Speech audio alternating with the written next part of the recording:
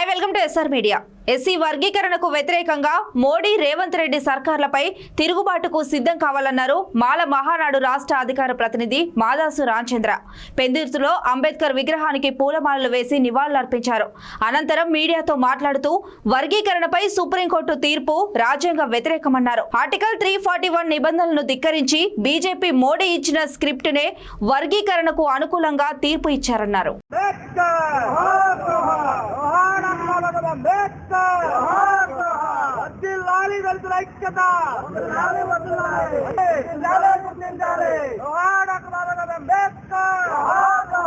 రాజ్యాంగానికి విరుద్ధంగా ఇచ్చిన తీర్పును వెనక తీసుకోవాలి.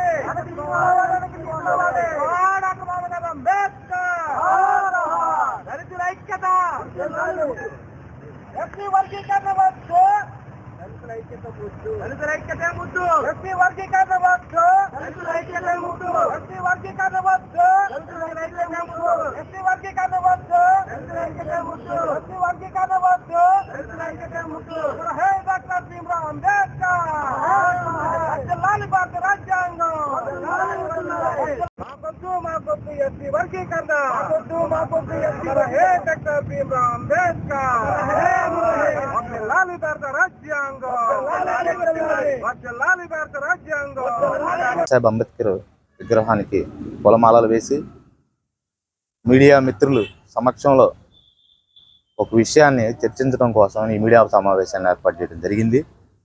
మరి 1వ తారీఖు సుప్రీంకోర్టు వర్గీకరణపై ఇచ్చినటువంటి తీర్పు కేవలం రాజ్యాంగ వ్యతిరేకమైనటువంటి తీర్పు. ఇది రాజకీయ లబ్ధి కోసం అటు బీజేపీ, ఇటు ఎన్డీఏ కూటమి, కాంగ్రెస్ పార్టీ కేవలం అన్నదమ్ముల మధ్య విభజించి పరిపాలించాలి అనేటువంటి నినాదంతో ఈ వర్గీకరణ అనే అంశాన్ని లేవనెత్తి సుప్రీంకోర్టు కూడా దీనికి అనుకూలంగా విభజనకి తీర్పు ఇవ్వడం అనేది చాలా విచారకరమైనటువంటి విషయం. ఇది కేవలం నా మాదిగ సోదరులను విమర్శించాలనే ఉద్దేశంతో మేము మాట్లాడటం లేదు, కానీ ఒకటి మాలలకి అన్యాయం జరుగుతూ ఉంది. వర్గీకరణ అనేది రాజ్యాంగంలో లేనటువంటి అంశాన్ని పార్లమెంటు ద్వారా ఆమోదించ చేయవలసినటువంటి విషయాన్ని ఏకపక్షంగా సుప్రీంకోర్టు 6/1 6/1 ధర్మస్థానంలో తీర్పు ఇవ్వడం అనేది రాజ్యాంగ విరుద్ధమైనటువంటి చర్య.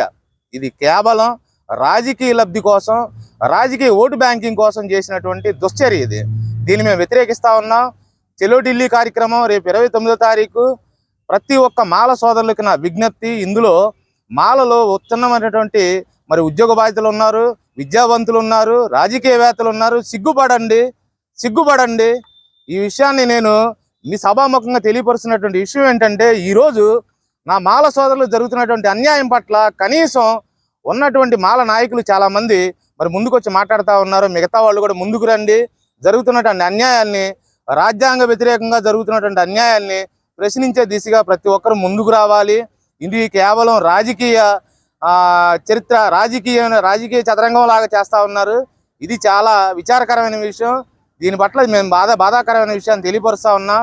ఖచ్చితంగా పెద్ద ఎత్తున ధర్నాలు చేయటానికి కూడా తెలుగు రాష్ట్రాల్లో దేశవ్యాప్తంగా, భారతదేశ వ్యాప్తంగా దీని మీద ధర్నాలు చేయడానికి వెనకాడం. మాల మహానాడు తరపున మాల మహానాడు రాష్ట్ర అధికార ప్రతినిధిగా మాదా చరణ్ నా పేరు. దీనిపైన ప్రాణత్యాగం చేయడానికి కూడా మేము సిద్ధంగా ఉన్నాం. అరెస్టులకి చట్టపరంగా మేము ముందుకెళ్తాం. అరెస్టులకి దేనికి మేము భయపడం. కేవలం ఇది ఒక కులానికి, ఒక వర్గానికి ఆధిపత్యం ఇచ్చి ఒక వర్గాన్ని ఉన్నతమైన స్థానంలోకి తీసుకెళ్లి ఆ వర్గ ఓటు బ్యాంకింగ్ల కోసం చేసినటువంటి రాజకీయ కుట్ర ఇది మేము వ్యతిరేకిస్తా ఉన్నాం.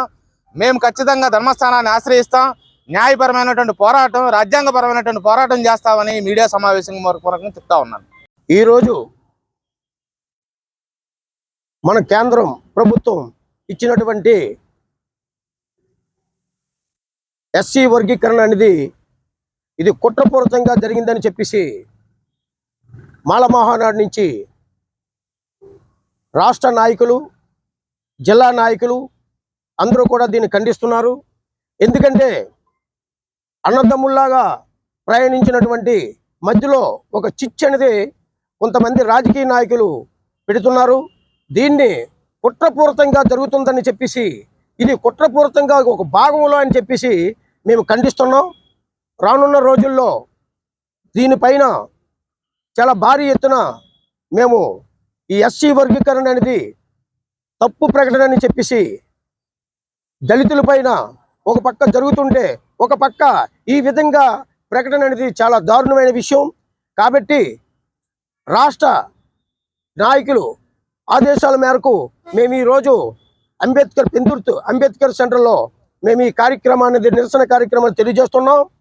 కాబట్టి దీన్ని త్వరలో మేము భారీగా ధర్నాలు చేయడానికి కూడా మేము సిద్ధంగా ఉన్నామని చెప్పేసి ఈ దళితులపైన ఈ ఎస్సీ వర్గీకరణ అనేది ఒక భాగంగా కాకుండా పెద్ద కుట్ర జరుగుతుందని చెప్పేసి కేంద్ర ప్రభుత్వం దీనికి ఆమోదించడం అనేది ఎంతవరకు వాస్తవం అనేది త్వరలో మేము ధర్నా రూపంలో తెలియజేస్తామని చెప్పేసి మీకు వీడియో ముఖంగా మేము తెలియజేస్తున్నాం.